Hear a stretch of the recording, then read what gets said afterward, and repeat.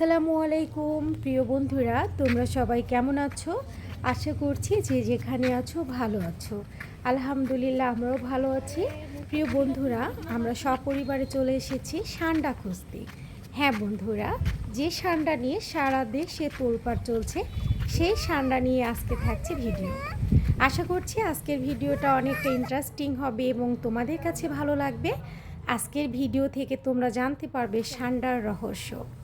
আর এই ভিডিও থেকে আমরা জানবো সান্ডা আসলে কি, সান্ডা খাওয়া যায় কি না, ইসলাম আমাদেরকে এটা জায়েজ করেছেন কি না, এবং সারা বাংলাদেশের মানুষ সান্ডা নিয়ে কেন এত মাতামাতি করছে। জায়গাটা অনেক সুন্দর না? এই কিন্তু অনেক সুন্দর একটা জায়গা, সবুজ প্রকৃতি আর এত বাতাস বইতেছে এই জায়গাটায়, তাই না? খুব ভালো লাগতেছে। আর জংলি এই ফুলগুলো মার্শাল্লাহ, এগুলো দেখলে তো মন ভরে যায়। কতটা যে সুন্দর এই ফুলগুলো।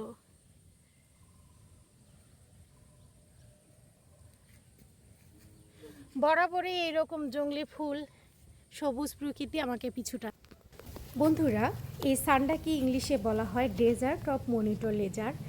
এটা কিন্তু সৌদিয়ান যুবকরা তারা কিন্তু অবসর সময় কাটানোর জন্য যখন মরুভূমিতে যান বন্ধুবান্ধবদেরকে নিয়ে সময় কাটাতে, তারা কিন্তু নিজেদের মধ্যে একটা প্রতিযোগিতা তৈরি করে অনেকটা আনন্দের সাথে এই সান্ডাকে ধরে তারা রেস আকারে ধরে যে কে দ্রুত এটা দৌড়ে ধরতে পারবে। কারণ সান্ডা কিন্তু খুব দ্রুতগামী একটি প্রাণী, খুবই দৌড়াতে পারে। তো তারা আনন্দের সহিত এটা ধরতে দৌড়ায়। যেটাকে ধরতে পারে তারা মনে করে যে হচ্ছে সে শক্তিশালী। তো তারা এটা ধরার পর বিরিয়ানি করে খায় বা কারি করে খায়। এবং বাংলাদেশি প্রবাসী যারা আছেন সৌদিতে এরকম কফিলের বাড়িতে কর্মরত, তাদেরকেও কখনো কখনো সৌদির লোকেরা হুকুম করেন তাদের মালিক বা মালিকের ছেলে যে যাও তোমরা সান্ডা ধরে নিয়ে এসো, এটা আমরা খাবো। তো বাংলাদেশি যেসব আমাদের শ্রমিক ভাইয়েরা আছে তারা কিন্তু সৌদিতে কাজের পাশাপাশি কন্টেন্ট তৈরি করেন বা কন্টেন্ট তৈরি করতে পছন্দ করে। তারাও এরকম স্ট্যাটাস দিয়েছে যে কফিলের ছেলের সঙ্গে ঘুরতে গিয়ে আজকে সান্ডা পেলাম, বা সান্ডা না পেলে আমার চাকরিটাই থাকবে না, অথবা সান্ডা পেলেই আমার ভিসা রেডি, এই টাইপের আর কি কিছু স্ট্যাটাস দেয়।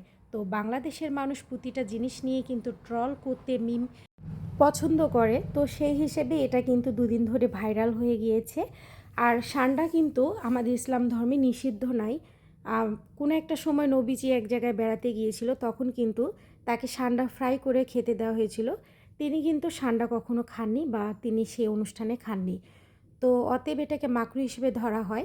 কিন্তু সৌদির মানুষেরা মনে করেন বা যুবকেরা মনে করেন যে এই সান্ডার তেল হাড় পেশি এগুলো শক্ত করতে সাহায্য করে এবং সান্ডার মাংস খেতে অনেক সুস্বাদু, লোকমুখে থেকে যেটা আর কি প্রচলিত। সান্ডা কিন্তু টিকটিকির মতো দেখতে হলেও এটা কিন্তু আকারে অনেক বড়। টিকটিকি তো একেবারেই ছোট, আর এটা অনেক আকৃতিতে বড় এবং মোটাসোটা। তো এই সান্ডা কিন্তু লতা পাতা ঘাস পাতা এগুলো খেয়েই কিন্তু বেঁচে থাকে মরুভূমিতেই। আর এটা যেহেতু হচ্ছে মার্চ মাস, তো গরম যেহেতু সৌদিতে পড়েছে, এই মাসটাতেই কিন্তু সান্ডা বাইরে বেরিয়ে আসে বাইরের হাওয়া বাতাস নিতে। আর এই মাসটাতেই কিন্তু সান্ডা বেশি খায় সৌদির যুবকেরা। তারাও কিন্তু এই সময়টাতে অবসর সময় কাটানোর জন্য সৌদির মরুভূমিতে ঘুরতে যায় এবং তারা কিন্তু এটা মজা করে এটা কিন্তু ধরে, বন্ধুবান্ধব নিয়ে সময় উপভোগ করে এবং এই সান্ডাটাকে তারা ধরে এবং তারা এটা খাওয়া পছন্দ করে। তো বন্ধুরা, সান্ডার তেল কিন্তু অনেকটা দামি, আমরা অনেকেই শুনেছি ইতিমধ্যে, কিন্তু আদৌ কিন্তু জানি না যে কতটা দামি, আর হচ্ছে বাংলাদেশে এটা পাওয়া যায় কি না সঠিক আমি জানি না। তো বন্ধুরা দেখো, আমরা একটা জায়গায় ঘুরতে এসেছি। আমি তোমাদেরকে প্রথমে একটু মজা করে বলেছিলাম যে আমরা সান্ডা খুঁজতে এসেছি, কিন্তু না বন্ধুরা, আমরা সান্ডা খুঁজতে আসিনি। আমার বেবিদেরকে নিয়ে একটু অবসর সময় কাটানোর জন্য আমি এই জায়গাটায় এসেছি। এই জায়গাটা কিন্তু অনেক সুন্দর দেখতে এবং এই জায়গাটি নিয়ে আরও ভিডিও থাকছে সামনে, তোমাদের সঙ্গে আমি শেয়ার করব। জায়গাটা এতটা সুন্দর, আর আসার পর থেকে এখানকার বাতাস উপভোগ করছি, আবহাওয়াটা খুব সুন্দর লাগছে। তো আশা করছি তোমাদের কাছেও এই জায়গাটা খুব ভালো লেগেছে। আর বন্ধুরা, সান্ডার কিন্তু অনেক প্রাইস, সান্ডা কিন্তু 150 রিয়াল থেকে 400 রিয়াল পর্যন্ত কিন্তু বিক্রি হয়, যেটা বাংলাদেশি টাকায় কনভার্ট করলে 4,500 থেকে 12,000 টাকা পর্যন্ত হয়ে থাকে। তো বন্ধুরা, আমি আশা করছি আজকের ভিডিও থেকে তোমরা জানতে পারলে সান্ডার আসল রহস্য সান্ডা সম্পর্কে, আর কেন বাংলাদেশের মানুষ এত তোলপাড় করছে সান্ডা নিয়ে। তো আজকের ভিডিওটা আমি এখানে শেষ করছি। তোমরা সকলে ভালো থেকো, সুস্থ থেকো। আবারও দেখা হবে নতুন ভিডিওতে।